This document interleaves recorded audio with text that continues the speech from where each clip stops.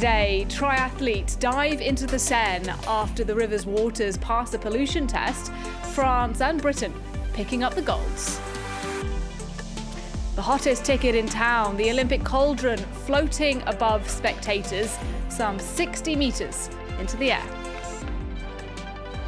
And Adriana Ruano making history, becoming the first Guatemalan ever to win a gold medal.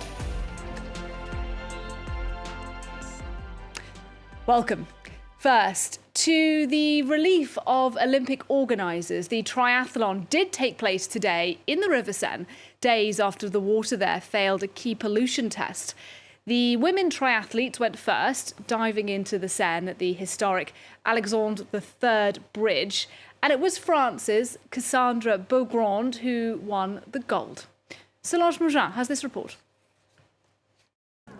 Under the watchful eye of the Iron Lady, fans whipped out their cameras, stood on their tippy toes and scaled lampposts to watch a glimpse of the triathlons and witness athletes from around the world swimming in the Seine, much to the joy of some and to the concern of others.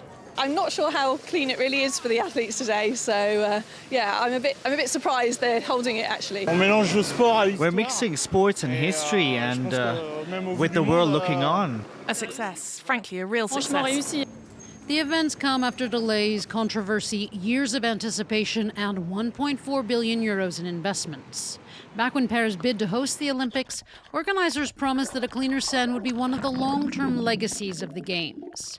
To get there, massive infrastructure projects were rolled out, starting in 2016. A so-called underground cathedral, or a huge stormwater cistern, was built to hold back overflowing sewage. Homes were linked to city sewage canals. Water purifying systems were launched. For the city's mayor, who, after multiple delays because of too high bacteria levels, finally did swim in the river, these 8 years of cleanup efforts are now making an agreeable splash.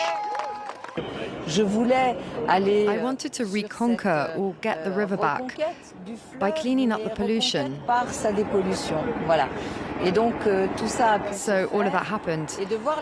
And to see people happy in the streets, with the athletes and the city shining like it is today, the mayor couldn't ask for more. While bacteria levels still fluctuate, Paris says public bathing areas are coming in 2025. The continued cleanup efforts are trying to turn back the clocks to an era where the Seine was Paris's swimming hole. They're also looking ahead to a climate-changed future, when even hotter temperatures will make the Seine's glistening waters all the more tempting. Now, a bit earlier today, France 24's François Picard and Craig Capites of the Daily Beast were taking in the Games and the majesty of the capital from 150 metres above Paris. Check it out. Well, they finally did it. After much suspense, the triathlon was able to be staged in Paris. Suspense to the end, Craig Capites, because we had a big thunderstorm overnight. Huge, and people accused us of being full of hot air. Well, we took them to task because we are on a hot air balloon 150 meters above Paris, where you can see the entire city, because this city has turned into a theatrical production of athletics, and it's been pretty fabulous, hasn't it? That's one of the amazing things, because we have the banks of the River Seine. It is the venue, the Seine, for a lot of the events. And the Seine does an arc. The Eiffel Tower is behind us. On the other side, there is the Invalides Armory, where there's Napoleon's tomb. And that was the setting for the end of the triathlon race. Yeah, and this is a big problem for future Olympic Games. How are you going to top what's going on underneath us and behind us? Pretty impossible. I was talking to some IOC officials the other night, and they said, maybe Rome, maybe. Wrestling in the Colosseum, even that doesn't get close to what we're seeing here in Paris. I defy Los Angeles to top this. I don't see how they can do it. And that's the news from 150 meters up above Paris. Nice gig there for my colleague François Picard. Now, our next report, also up in the air. It is arguably the hottest ticket in town. Yes, I'm talking about a hot air balloon. This one hosting the 2024 Olympic Flame.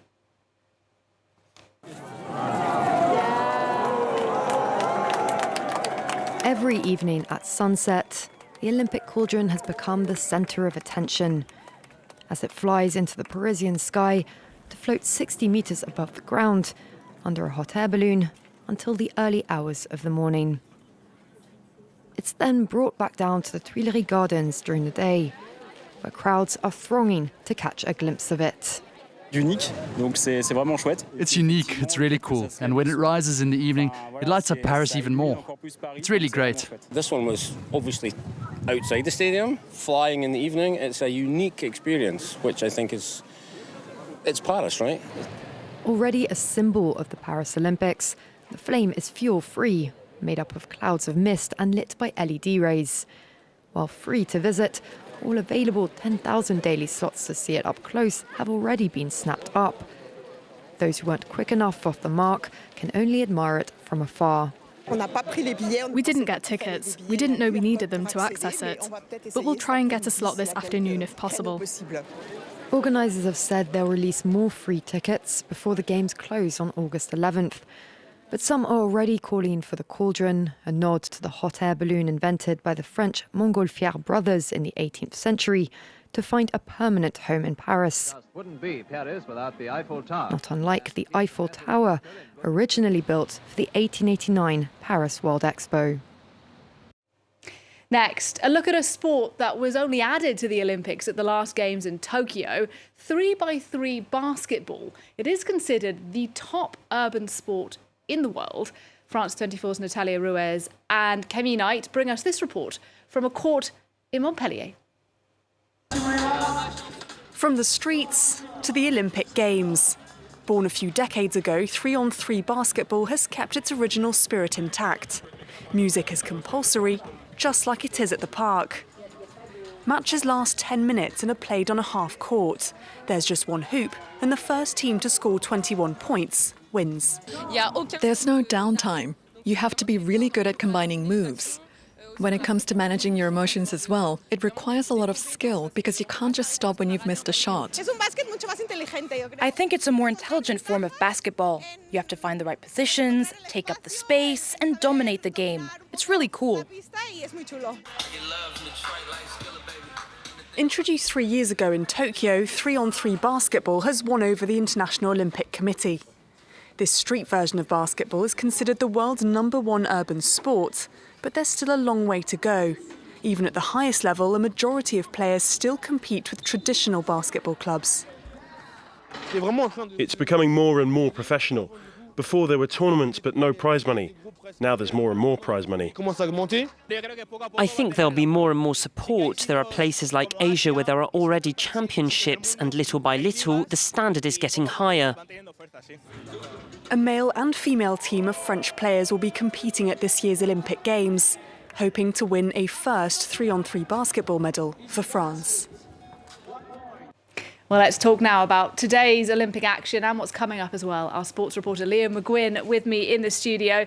Leo, first of all, Adriana Ruano, a woman who's made history today, becoming the first Guatemalan ever to win a gold medal. Quite remarkable. The first ever gold medal for Guatemala.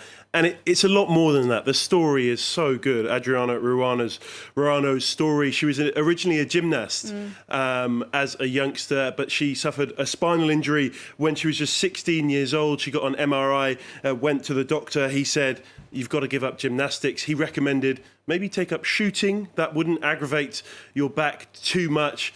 Pretty good recommendation, I would say. Absolutely extraordinary. Extraordinary. 13 years later, she comes to the Paris Games. And she didn't just win, by the way. She set an Olympic record as well. So she won in style. And without being too cliche, this is what the Olympics is all about. You know, of course, we see the superstars. We see Simone Biles. We'll talk a little bit about Léon Marchand as well. But it is about these stories. And the fact that we've seen a first-time gold medalist, it means that we've seen that every single time since 1932. We had Bermuda, Philippines, and Qatar last time out. This time it's Guatemala, and I'm sure Adriana Ruano will have some reception when she goes back to... I was trying to think of the capital of Guatemala, but I couldn't think of it off the top of my head. So when she goes back to Guatemala... Guatemala City, I believe it is. I hope she is celebrated as she deserves to be. She definitely will be. Leo, finally then, what should we be watching out for in the next couple of hours? Yeah, well, tonight it's going to be all eyes on La Défense Arena and Léon Marchand in the pool. When he won that 400-metre medley the other day, the roof nearly came off La Défense. So if he were to pull off 2 gold medals tonight, it would be an incredible story. No one's ever done that before. No one's ever won 2 gold medals in swimming in the same session. First, there'll be the butterfly, which he probably will be the favourite for. And then 2 hours later, just 2 hours to rest, when he'll take on in the breaststroke, which he's not the favourite for, but with Léon Marchand, you never know. And it really is the hottest ticket in town. But it's not just Léon Marchand. There's also Katie Ledecky. She's the most dominant female swimmer of the last decade, and she could become the most dominant female swimmer of all time. She has 7 Olympic gold medals, and she's got a chance to make that 8 tonight. She'll be taking part in the 1500 freestyle. She's won that for 2 consecutive Olympic Games. So it's hard to look past her. But if you're going to La Défense tonight, you're very lucky, first of all, but also you're going to see greatness in action. One youngster, Léon Marchand, I was going to say one more experienced, but Katie Ledecky, she's only 27 years old and she's already won 7 Olympic gold medals. Could and should be 8 tonight. Going to be fascinating. I sadly, like you, I'm not going to watch that in La Défense this evening, but I may well watch on television. Thank you very much, Leah McGuinn, for us there. And that's a wrap for the news and our special sports programme this hour on France 24. Thanks for watching and bye for now.